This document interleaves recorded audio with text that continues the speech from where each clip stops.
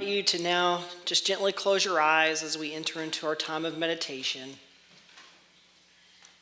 Just allow yourself to get comfortable in your seat, or perhaps if you're laying on the floor at home, and just start to fall into the breath, just letting it naturally just move in and out of the body.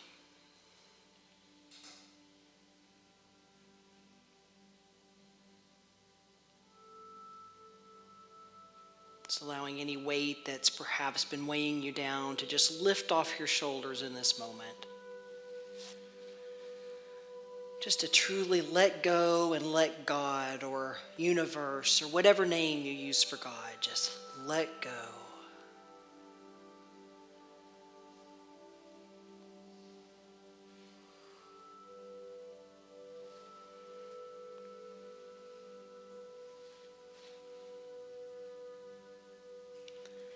Knowing that in this moment, that you are equipped with powerful spiritual tools to create the life of your dreams.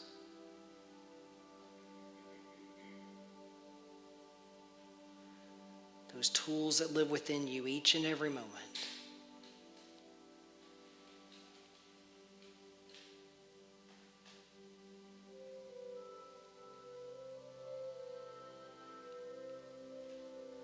Those tools that you activate during your prayers and your meditations, your visualizations and your affirmations.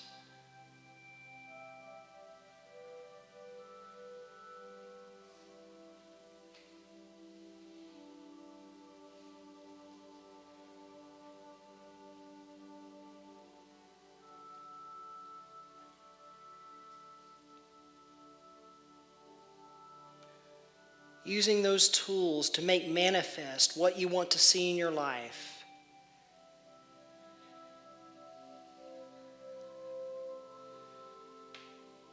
Knowing that you are all powerful.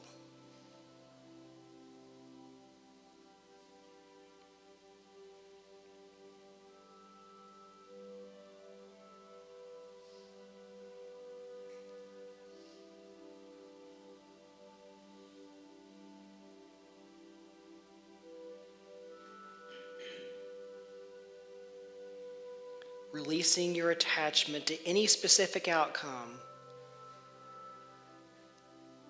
Relaxing into the knowing that the outcome is always for your highest and best good.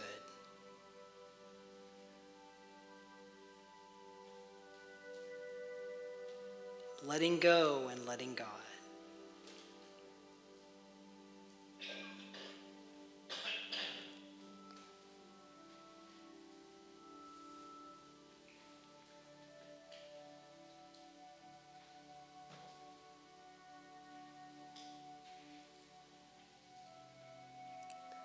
Relaxing into the great peace that comes from knowing.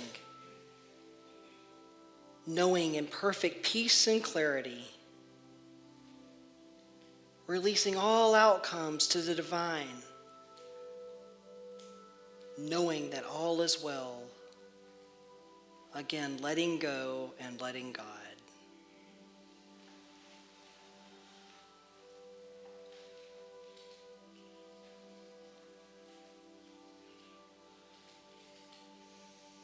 So I ask you today, what do you need to release? What is weighing heavily on your shoulders that you need to just simply let go and let God?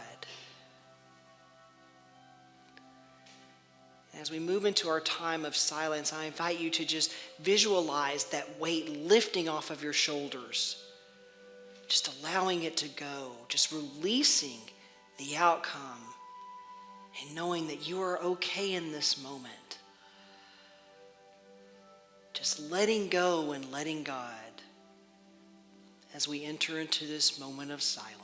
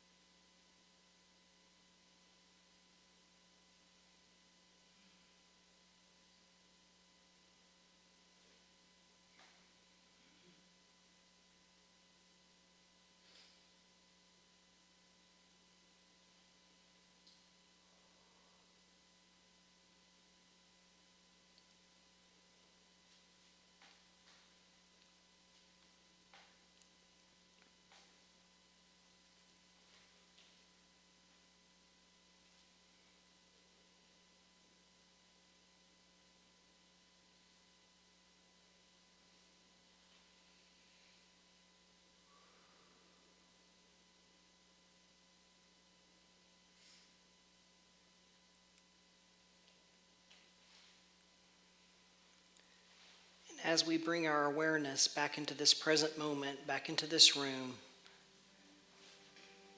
we remember the words of Jesus, our master metaphysician, in Matthew 6:33, when he said, "But strive first for the kingdom of God and its righteousness, and all these things will be given to you as well." All these things will be given to you as well.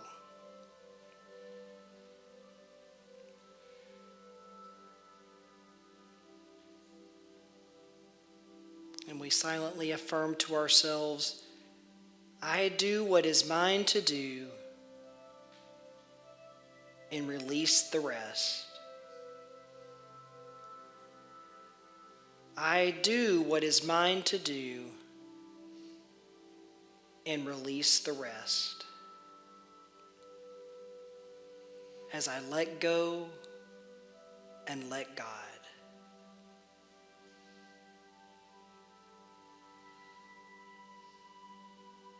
And so it is, and so we allow it to be. Namaste.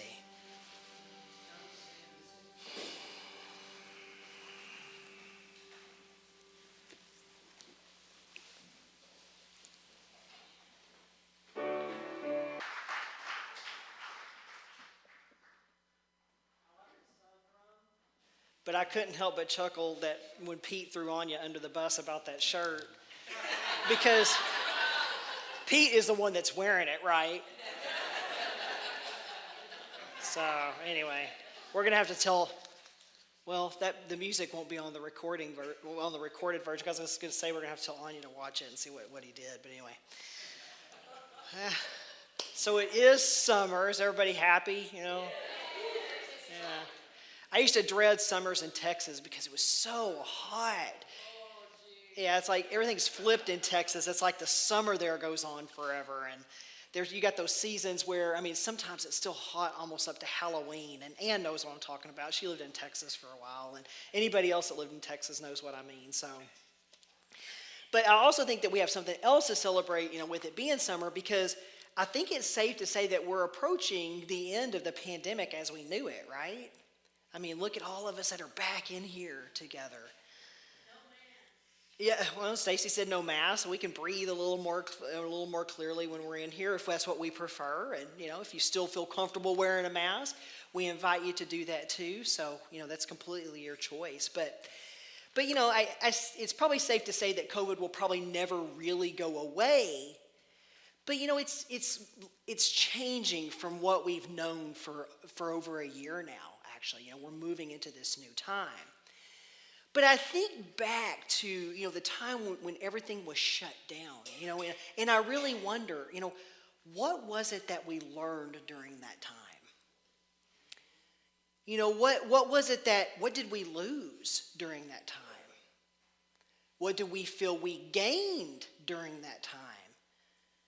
What was it that we perhaps even maybe feel like we left behind as we went through that time?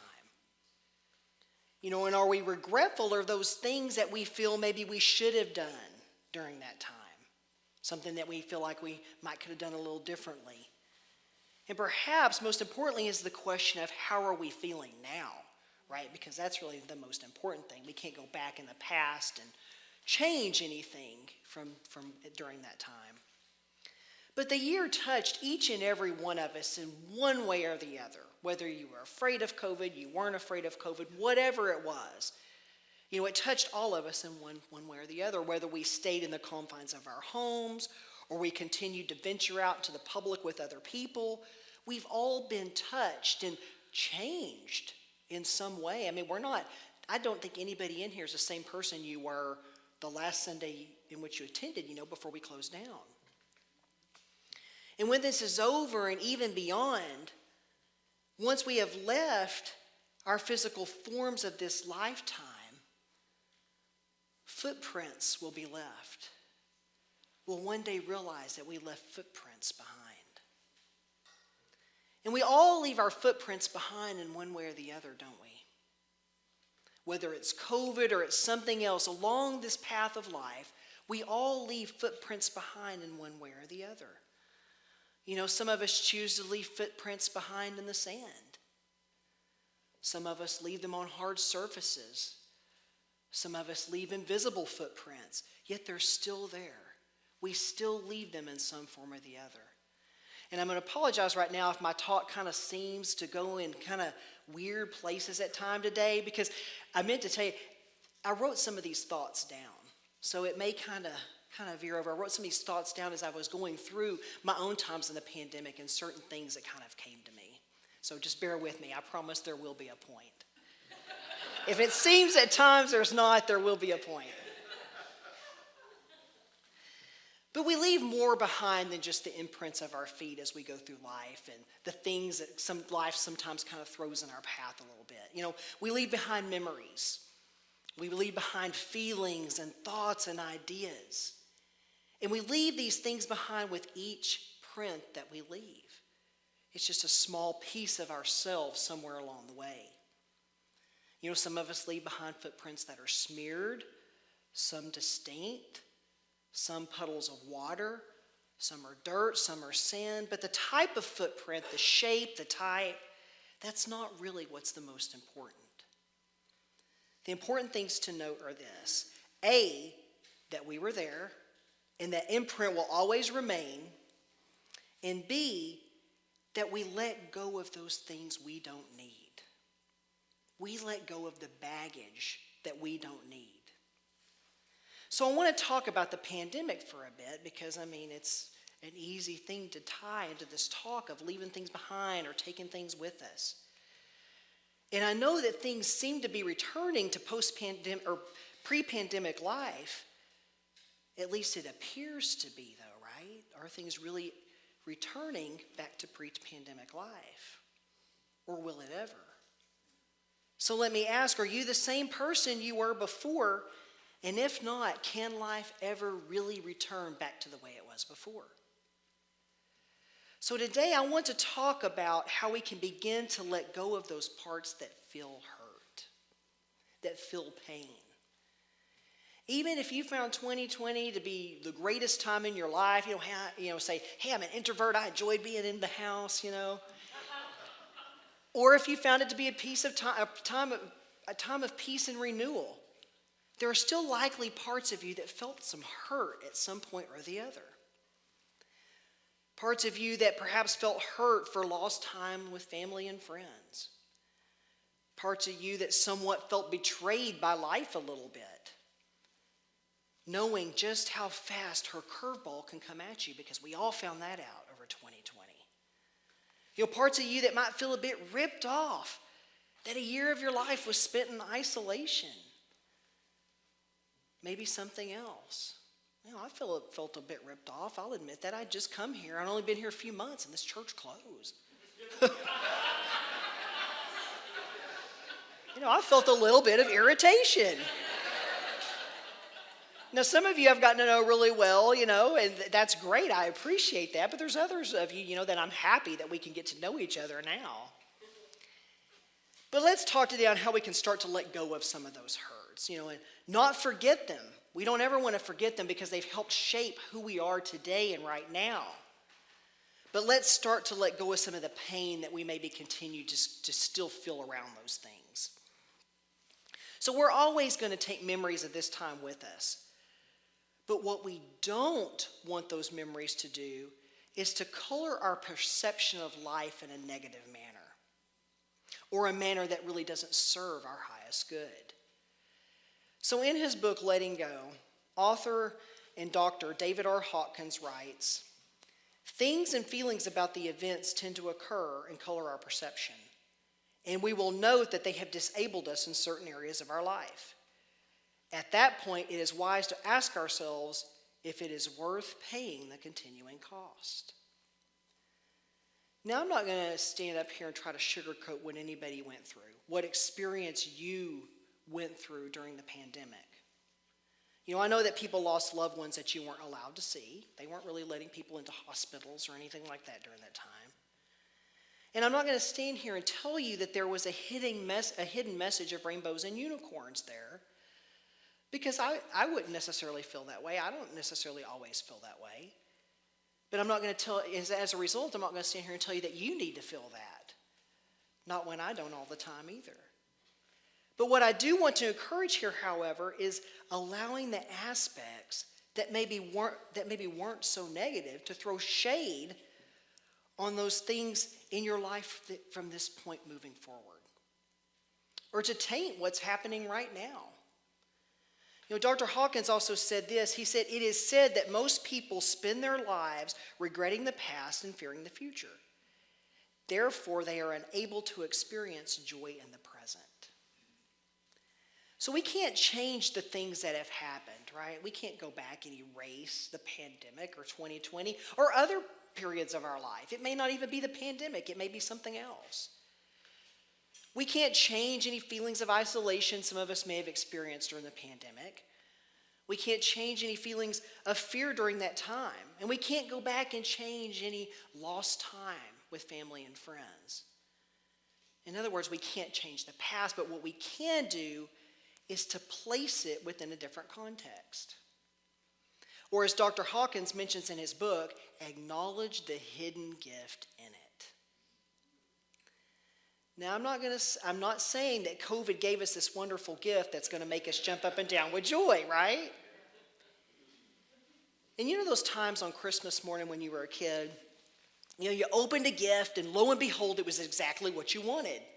You got that new doll, that new bicycle, that new skateboard, whatever it was, Santa or your parents or whoever gave you exactly what you wanted. And then you opened the box that grandmother gave you, and this is my situation, and it was clothes. Yeah. I remember opening the box and I would go, "Clothes!" And I would just kind of throw it to the side, I'd throw it to the side and act as if it was something that was going to bite me. My mother would be like, "You need to call your grandmother and tell her thank you." And we're like, "What?" Me and my sister were like, "For what?" She gave us clothes. And half the time, bless my grandmother, they were too small by the time I got them. But anyway. But it didn't make it any less of a gift, did it?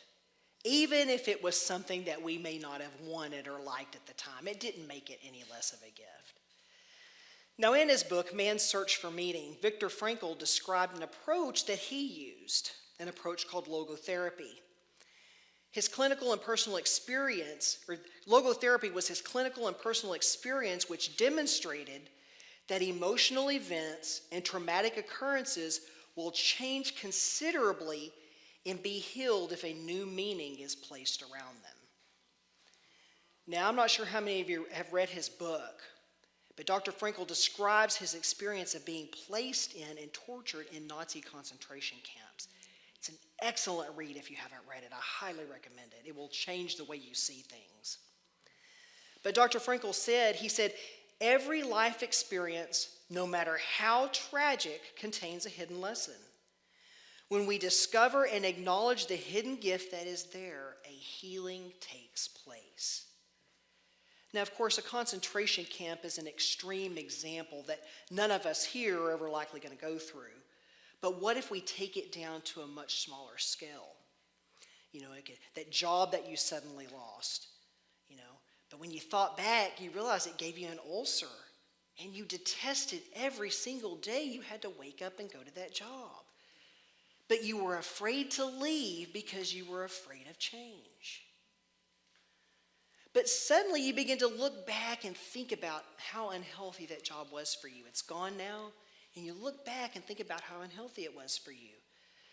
Maybe you had a boss that kept your creativity stifled. Maybe you weren't paid enough money, not as much as what your work was worth. It could have been anything to do with that job. Then you begin to look back and think, "Oh my gosh, I spent so much time there because I was afraid." But now you can look at the present moment and see that you're open to new possibilities and opportunities, new directions to take with your life. Maybe you begin to think about jobs that do open up your creativity. A manager that's easy to work with, one that leaves you feeling empowered every single day. It's moments like that we can begin to see how life sometimes brings us gifts that might not be wrapped up in pretty packages at the time we open them, but it doesn't make them any less a gift. And it doesn't mean that one day you won't pull it down from the shelf and begin to see its true beauty, even if it's clothes. But those changes likely don't always just happen with the snap of a finger, right? We don't ultimately pull the Christmas clothes down from the shelf and prefer them over our favorite toy. It takes time. And sometimes it even takes a shift of how we're looking at things. But first, it's okay to tell ourselves that we are feeling fear of something. It's okay to acknowledge that fear.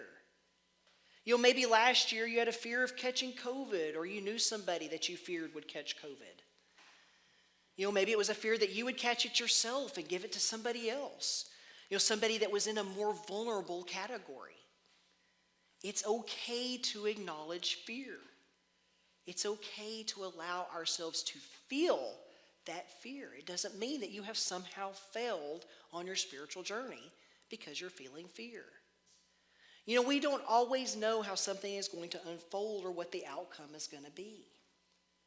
And you know what? We don't have to. We don't always have to know what the outcome is going to be okay. And it's okay to be okay with not knowing the outcome.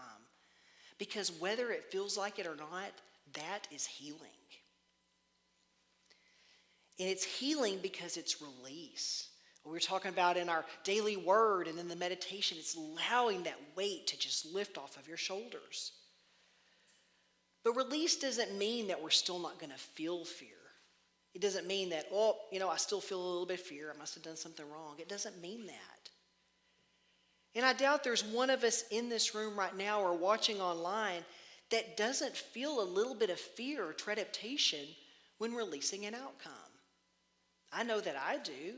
It may feel wonderful at the moment when I've decided to release, but it doesn't mean that I don't still feel a little bit of fear there hidden in the background. But what did we do during COVID? What did we do during the thick of the pandemic? What was the only thing we could do at that time? We had to release, didn't we? Things were unfolding moment by moment, and the only thing we could do was just buckle our seatbelts and go for the ride.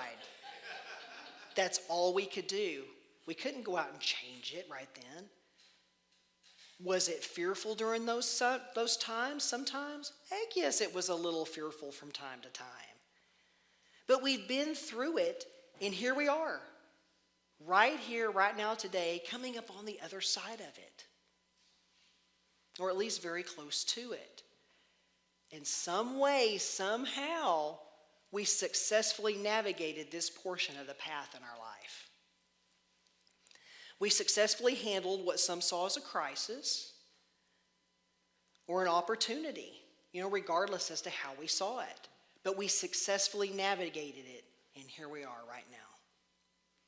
So now it becomes important to focus on what you may have learned. Maybe you learned that you got more resiliency than you initially thought you had.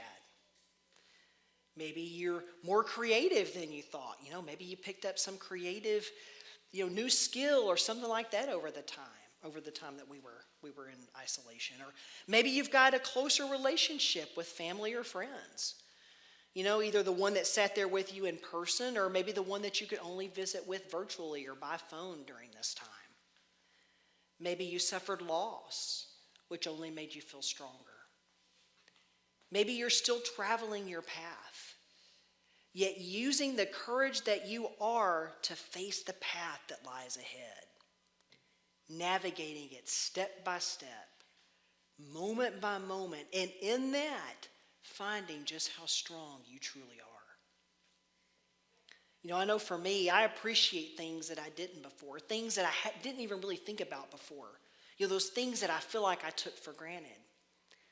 Being able to see people out and about, just gathering. Being able to sit in church with people. Even here, it's almost been a reunion at the church. And I haven't even been here very long, so I can only imagine how some of you feel, that have been coming to this church for a very long time. I don't think I've ever seen a closer group of people at any Unity church I've been to. But I've seen the joy on your faces as you come back every Sunday, and as we have new faces still continue to join us every Sunday, people we haven't seen in a while. I see the joy on your faces as you hug and smile and see those faces. But the one thing I don't want to do is to forget how I took some of those things I took for granted. So it's important to remember and to not forget. To take that time each day to truly celebrate those things we're grateful for. And to remember how strong we are. And to acknowledge that we are courage. We are courage. We don't feel it. We are courage in those moments where we feel anything but courageous. Now, Daniel 10:19 of the Bible reminds us, and he said, "O man or woman greatly loved, fear not. Peace be with you. Be strong and of good courage." Author Mary Ann Rodmacher said, "Courage doesn't always roar. Sometimes courage is the quiet voice at the end of the day saying, 'I will try again tomorrow.'" So it's important to remember the footprints that we leave behind and those that we've left behind, to not forget them. Because those footprints remind us of where we've traveled and how we got to this moment that we're at right now. Those that we will make in the future have not yet happened, for they are still to be determined. It's the ones we're creating right now in this moment that matter the most. We just have to be willing to make them one step at a time. Namaste.